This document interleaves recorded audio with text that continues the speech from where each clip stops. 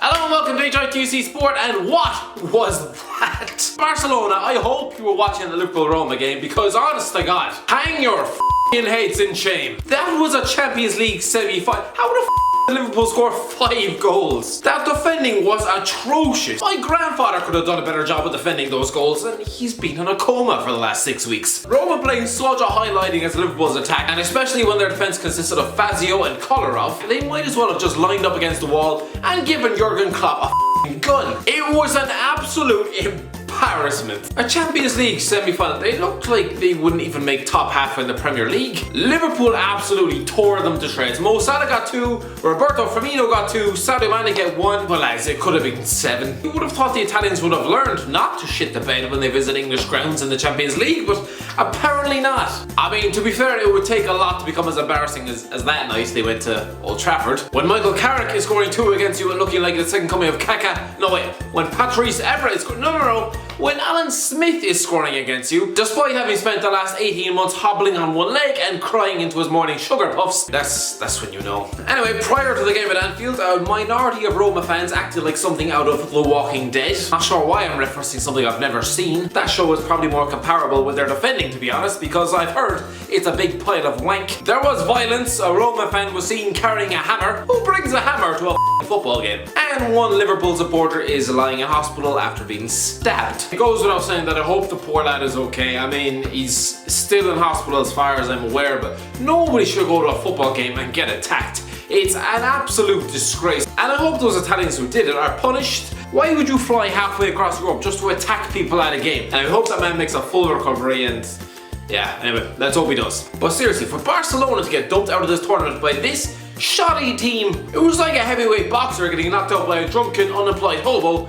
or as I like to call him, Dad. Seriously, Barca, how the f*** did you lose 3-0 at Rome? They're an awful defensive unit, absolutely tripe. I'm fairly confident I could have scored last night, and I'm not just talking about with my right hand. But great night for Liverpool, I mean, apart from switching off for the last 15 minutes. But at that stage, they had Danny Ings out on the pitch. So I'd say they were just another couple of goals from giving the tea lady a run out. Salah was an absolute menace. He said before the game was going to be strange playing against his Roma family. If he was returning home to his family, he basically shat all over the Sunday roast and gave the granny a bloody nose. I know it's been said a million times, but why did Chelsea ever get rid of him? Every time he sees Salah do something like this, Mourinho must feel like pulling a plastic bag right over his face. Like, Liverpool really can't believe their luck. When Luis Suarez left them 4 years ago, they probably didn't think they'd see a player as good as him for another decade. 3 seasons later. But yeah, great night for Liverpool. I mean, they are practically through now to the final. Ian Rush was there watching the game with his daughter. No, not daughter. Niece then? No. Friend's daughter? Neighbor? Model girlfriend. What? How is model girlfriend? She looks about 12 compared to him. But hey, who cares if your skin looks as though it's been ironed twice daily for the last 10 years? When your bank account is the size of 3 islands. I'm not hating Ian, but just remember, when you were battering the goals in for Liverpool back in the 80s, she was watching Tom and Jerry and learning how to walk. At least he had the right moustache for it anyway. But anyway, can Liverpool win the Champions League? Of course they can. They have a great chance. I mean, they won it with Jimmy Traore and Harry Kewell, so anything is possible. If the likes of Jordan Henderson can captain Liverpool to a Champions League, that'll be something to ram down the throats of everyone who says he can't pass a ball. Jordan Henderson as your captain? F*** off. Would you pay £77 to see Jordan Henderson kick a ball against a wall? No. Off. The sad news for Alex Oxlade-Chamberlain, it looks like he's done something to his leg. I don't know what, but it looks pretty bad. He's probably gonna miss the World Cup. Don't worry, Alex, you can just accompany your girlfriend on her little mixed tour over the summer. Don't do that, you'll probably come back with crippling ulcers and a deep hatred for 13-year-old girls. Oh, by the way, I'm filming this video on a Wednesday afternoon, so I have no idea what the score is in the Bayern Munich Real Madrid game, but I'm just gonna put it out there. I think Bayern Munich are gonna do it.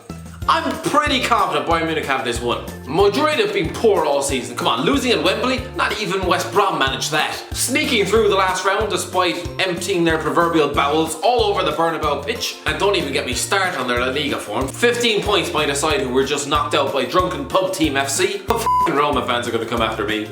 Hopefully not with a hammer. Nah, Bayern have this one, I'd say, and the tie. I'm pretty confident. Yeah, I'm pretty confident Bayern Munich are going to win this. Yeah. That is my tip. This could all go very wrong. I realise that. But I'm going to go for Bayern Munich. So what else happened this week? It was the 14-year anniversary of Arsenal winning the league at White Hart Lane, and Arsenal fans duly exploded all over Twitter. What a mess. You know, it's kind of like a 65-year-old man reminiscing about the times he used to stick his penis into something other than a hoover. I mean, I assume that's what old men do. Like, in my head, old people stop having sex after the age of 40. What? Oh, I literally just poked myself in the eye. This is such a car crash on the f***ing video. F*** it. Ow, fuck. I could touch more on Arsenal. I really f***ing went for it. I could touch more on Arsenal and the names I could replace Arsene Wenger, but I think I already did that. But just like Sunderland's championship status, the video seemed to disappear overnight. Hey, what a smooth segue that was. But yes, Sunderland are in League One now. They're gone. Out of here. But is anyone surprised when you employ Jack Rodwell and Paddy McNair? Not great news for Irish superstar Aidan McGeady, who left promotion chasing Preston for Sunderland last season. Don't be surprised if his agent goes missing this summer and washes up on the coast of Whitley Bay. But yes, Sunderland can no longer achieve survival after losing at home to Burton Albion, with Liam Boyce scoring the winner, despite clearly mixing up his football gear with his mother's gym bag, to completely depress the 16 Sunderland fans that turned up. Such a nightmare for Sunderland. Like, even Darren Bent scored. Of all the players you don't want to score as you get relegated to the third tier, it's like begging for money outside Tesco and then your ex-girlfriend walks past. Only in this case, the girlfriend didn't donate any money. She just pissed in the hat. This is such a weird analogy for Darren Bent relegated, so I don't think it really works, but just go with it. But yeah, he celebrated. Anyway, you lads have been having fun on Twitter. Yes, you lads, I'm involving you, so listen up. Everywhere I look, people seem to be sharing those clips of the Sunderland videos I did about 18 months ago. Newcastle are doing well in the championship.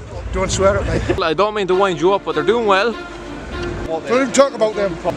Yeah, because they're in the championship. They're not in the premiership. We are. They're one place behind us, aren't they? You worried?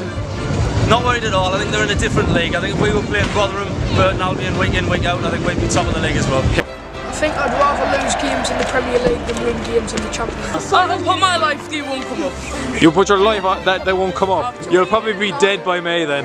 Nobody knows where Sunderland is. Jesus Christ, was that filmed with a spoon? Remember when Chris Coleman was one of the hottest young managers on the planet? Not really, but still, everyone seemed to be pretending that his domestic failures never happened as he guided Gareth Bale, Aaron Ramsey and 9 others to the semi-finals of Euro 2016. So why go to Sunderland? Like, I don't get it. You have literally chucked your career down the toilet. You have the opportunity to continue coaching one of the best Welsh players of all time, or you can go and try to teach Donald Love how to defend in front of a half-empty stadium. It's like dumping Scarlett Johansson to go off with that old woman who lives under the bridge and shoves pennies up her nose. What else? It was a bit of a slow news week. Joey Barton as a manager.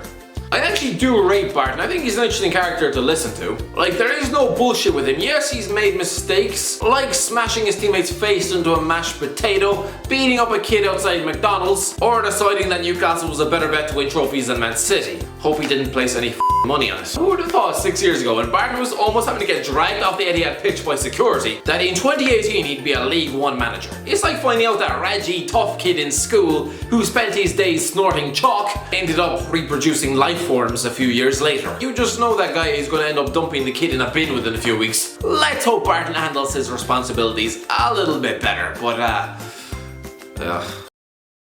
Anyway, that's the end of the video. Hopefully this one doesn't disappear. Let us hope. Anyway, there wasn't really that much to talk about this week.